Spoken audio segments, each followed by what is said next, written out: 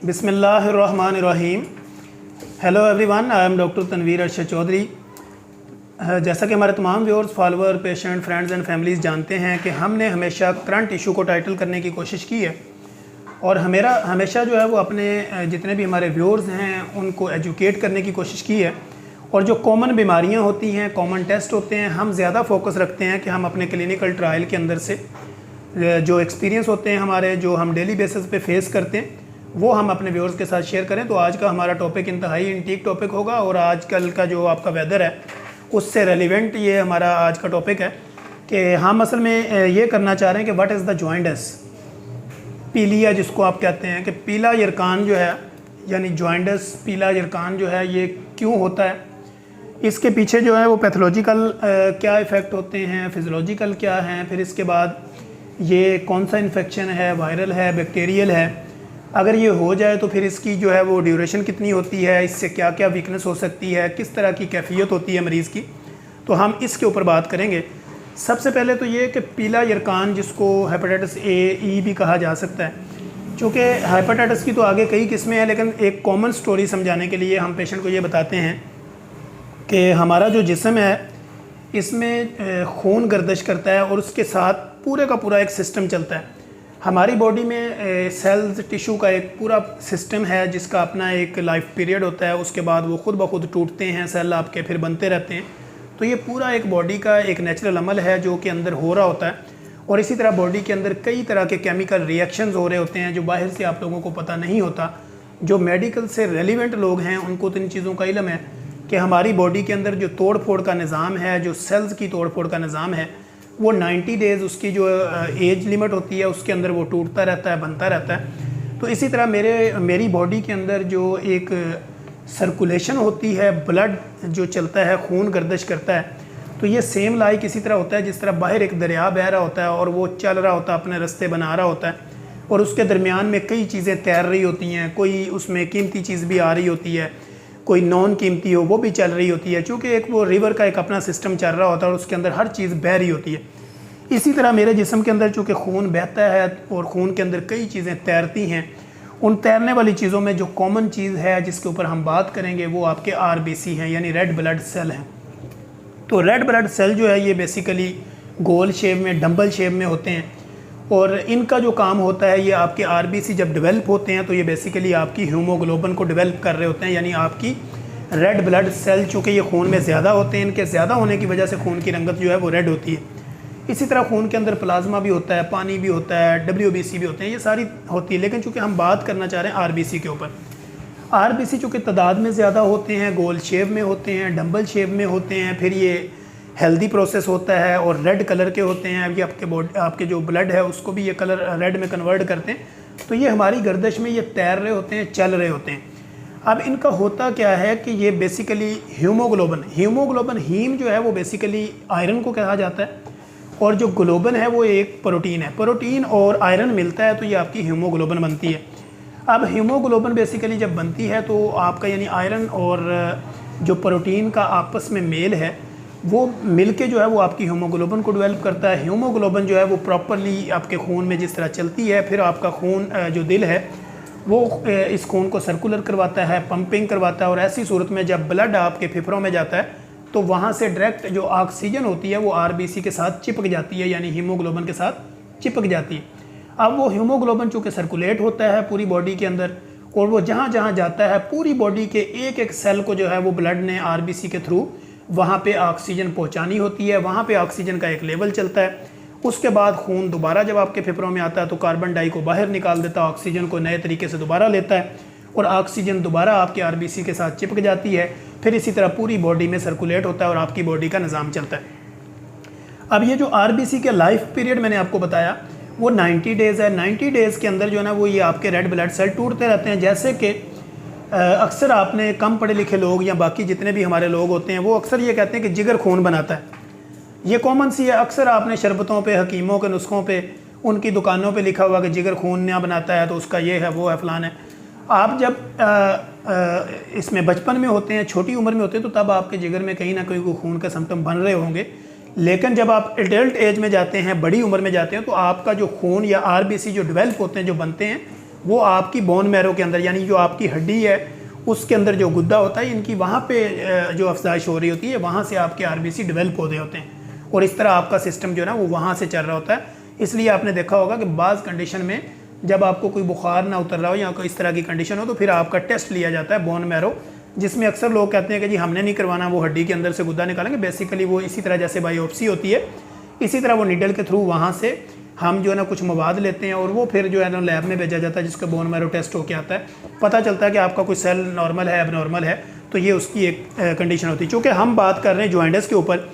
अब जब आपके ये आरबीसी जो टूट फूट का अमल जारी होता है, इसी तरह हमारी बॉडी में एक स्प्लीन होती है जिसको हम तिली कहते हैं। आपकी जो स्टर्नम की हड्डी जहाँ से ख़त्म होती है, इसके बिल्कुल नीचे आपका स्टोमक है, स्टोमक के थोड़ा सा अपर जाएँ तो आपका गॉल ब्लैडर है, उसके बिल्कुल थोड़ा सा साइड पे आएँ तो आपका लिवर है, इस तरह इसकी अपोजिट साइड पे जाएँ तो आपका पेंक्रियाज और आपकी स्प्लीन है, यानी तिली है। अब तिली जो होती है, ये जितने भी आरबीसी होते हैं ये पूरी सर्कुलेशन के बाद ये तिली में जाते हैं और तिली जो इसमें फ्रेश किस्म के जो एक्टिव किस्म के सेल होते हैं आरबीसी, उनको छोड़ देती है। जो डेड किस्म का होता है ब्लड या डेड किस्म के जो सेल होते हैं जो डेली बेसिस पे सर्कुलर हो रहे होते हैं, वो उनको अपने आप अपने अंदर रोक लेती है। एक मिसाल के तौर पे हम ये कह सकते हैं कि जो आपकी स्प्लीन है वो आपकी बॉडी में एक छलनी का काम करती है, एक छाननी का काम करती है, यानी वो अपने अंदर से आपकी एनर्जी के जो एक्टिव सेल्स होते हैं उनको वो वहाँ से छोड़ देती है और बाकी जो आपका जो डेड किस्म का मवाद होता है उसको वो आपके जिगर को देती है और जिगर रतूबतों के ज़रिए उसको जो है वो आपके इंटेस्टाइनल के थ्रू या तो स्टूल के ज़रिए बाहर कर देता है और या फिर आपके यूरिन के थ्रू उसको पास आउट करवा देता है। तो ये वो प्रोसेस है जो मेरी बॉडी के अंदर एक फिजियोलॉजिकल चलता है अमल, फिर एक पैथोलॉजिकल, फिर उसके बाद आपका जो केमिकल का रिएक्शंस है आपकी बॉडी में, ये पूरे का पूरा एक सिस्टम है। अब जब कभी आपका जिगर जो है वो एबनॉर्मल बिहेव करना शुरू कर दे, यानी वो मवाद जो उसको थ्रू स्टूल या थ्रू यूरिन बाहर निकालना चाहिए वो ना निकाले, जिसको हम बिलरबिन कहते हैं, वो एक येलो कलर का, येलो शेड का एक मवाद होता है। जब वो प्रॉपर तरीके पे आपकी बॉडी से थ्रू स्टूल ना निकल रहा हो या आपके यूरिन का कलर चेंज हो जाए, आपकी स्किन जो है वो येलो होना शुरू हो जाए, आपका जो फेस है वो पेल येलो शेड देना शुरू कर दे, आपकी आंखें जो हैं वो येलो होना शुरू हो जाए, तो इसको हम कहते हैं कि जॉइंटिस हो गया। अब जॉइंटिस की आगे कई किस्में हैं, हम जिस पे बात करेंगे वो वायरल इन्फेक्शन वाला जर्नल जॉइंटिस है। इसके अलावा आपकी अगर जिगर की कोई नाली ब्लॉक है वो एक अलग किस्म का जॉइंटिस हो सकता है। इसी तरह अगर आपको हेपेटाइटिस बी सी है वो एक अलग किस्म का यरकान आपको हो सकता है। लेकिन चूँकि हम बात पीले यरकान के ऊपर कर रहे हैं, तो पीला यरकान बेसिकली औरल, आप जब बाहर से कोई गंदी मंदी चीज़ें खाते हैं, किसी जगह पे आपने जूस पी लिया, उसी गिलास में उसने किसी और को पिला दिया, इसी तरह कोई चीज़ें आपने बाहर से इस तरह की खाई जिनकी हाइजीन का प्रॉपर ख्याल नहीं रखा, ओपन एयर में पड़ी हुई चीज़ें, उसके ऊपर फॉरेन बॉडी का अटैक है, डस्ट पड़ी हुई है और आपने वो चीज़ें ली, इनटेक की अपने औरल थ्रू, अपने मुंह के ज़रिए ली, तो ये वो चीज़ें हैं जो जाके आपके जिगर को इफ़ेक्ट करती हैं और ऐसी सूरत हाल में आपको जॉइंटिस होता है, जिसको हम पीला यरकान कहते हैं। अब जब आपको पीला यरकान होता है तो इसमें फीलिंग क्या आती है? फीलिंग ये होती है कि अक्सर जब पेशेंट हमारे पास आता है हम उसकी आइज़ को देखते हैं। जब हम उसकी आई शेड को देखते हैं तो पेशेंट ये समझ रहा होता है कि पता नहीं डॉक्टर मेरा क्या देखना चाह रहा है। उसमें दो रीज़न्स होती हैं, एक तो हम ये देखना चाह रहे होते हैं कि इसकी बॉडी कितनी डिहाइड्रेटेड है, दूसरा हम ये देखना चाह रहे हैं कि इसकी आंखों में कहीं कोई येलो शेड तो नहीं आ रहा। ऐसी कैफियत में जब पेशेंट अक्सर हमारे पास आते हैं वो कहते हैं मेरा सीना जो है ना वो मुझे वज़नी फील होता है, जहाँ पे मैंने हाथ रखा हुआ है तो यहाँ पे मुझे वज़नी फील होता है, मैं कुछ खाती हूँ या मैं कुछ खाता हूँ तो मुझे लगता है बाहर की तरफ आ रहा है, या मुझे वॉमिट की कैफियत रहती है लेकिन वॉमिट नहीं आती, सुस्ती पड़ी हुई है, मेरा रंग जो है ना वो पीला होता जा रहा है, आंखें भी तो मेरी अभी पीली नहीं हुई लेकिन मेरा जो यूरिन है मुझे जो पास होता है वो बिल्कुल इस तरह लगता है कि जैसे बहुत ही येलो शेड वाला है। तो ऐसी कैफियत में हम फिर पेशेंट को अपने क्लिनिकल ट्रायल में जब उसको एग्जामिन करते हैं, उसकी फैमिली हिस्ट्री लेते हैं, तो फिर पता चलता है कि आपने खाया क्या था, कहाँ से खाया था, आपके खाने की रूटीन क्या है, आप काम क्या करते हैं, कितने घंटे आपकी सिटिंग है, कितना घंटा जो है आपकी फ़िज़िकल मूवमेंट है, या आपके खाने की रूटीन क्या है। तो ये सारी चीज़ें हम उसकी लेते हैं और उसके बाद फिर डिसाइड करते हैं कि हमने इसकी ब्लड इन्वेस्टिगेशन करवानी है या इसकी हमने अल्ट्रासोनोग्राफी करानी। तो इसमें हम जब ब्लड टेस्ट की तरफ जाते हैं तो हम सबसे पहले उसका LFT करवाते हैं, लिवर फंक्शनल टेस्ट करवाते हैं,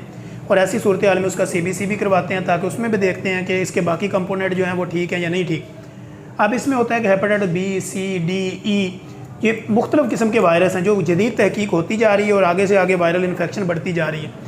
कॉमन सेंस में जो हेपेटाइटिस B, C आम देखा जाता है, लेकिन चूँकि अगर आपको जॉइंटिस है तो इसमें आपका हेपेटाइटिस A जो है वो पॉजिटिव आ जाता है। और जब हम ये देखते हैं कि इसको पॉजिटिव आ रहा है तो फिर हम उसका ट्रीटमेंट क्या करते हैं। अगर हम कोई भी ट्रीटमेंट ना दें तो फिर भी ये 3 to 4 वीक ऑटोमेटिकली ठीक हो जाता है, रिवर्स हो जाता है। सिर्फ आपने परहेज़ करना होता है, अपना ख्याल रखना होता है। लेकिन अगर हम मेडिकेशन करें तो उसमें क्या करते हैं, हम आपकी बॉडी को डिहाइड्रेटेड नहीं होने देते,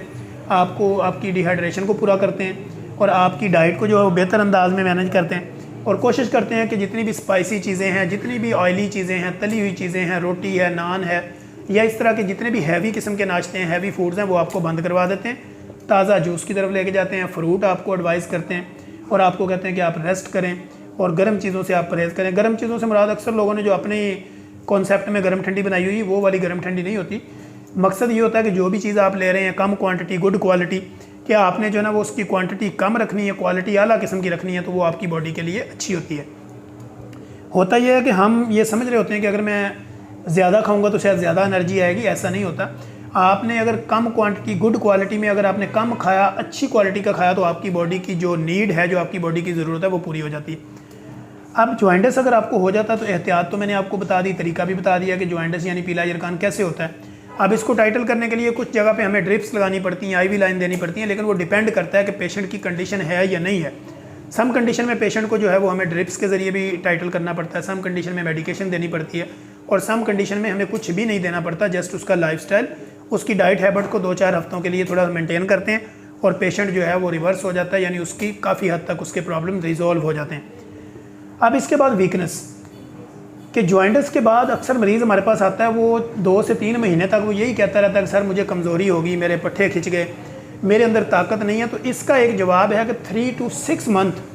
आपको प्रॉपर रिकवरी में लगते हैं, यानी 3 से 6 महीने में आपकी बॉडी की प्रॉपर जो एनर्जी का लेवल है,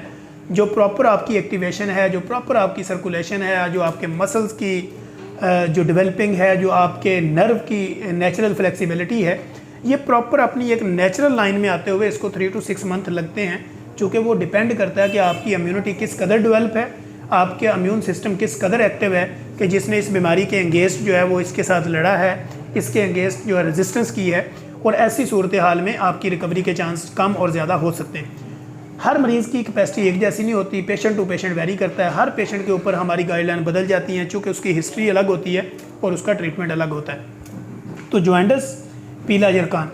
कोई घबराने की ज़रूरत नहीं है, गले में तवीज़ डालने की ज़रूरत नहीं है, किसी हकीम के पास जाके आपको किसी तरह के अरक और इस तरह की चीज़ें पीने की ज़रूरत नहीं है।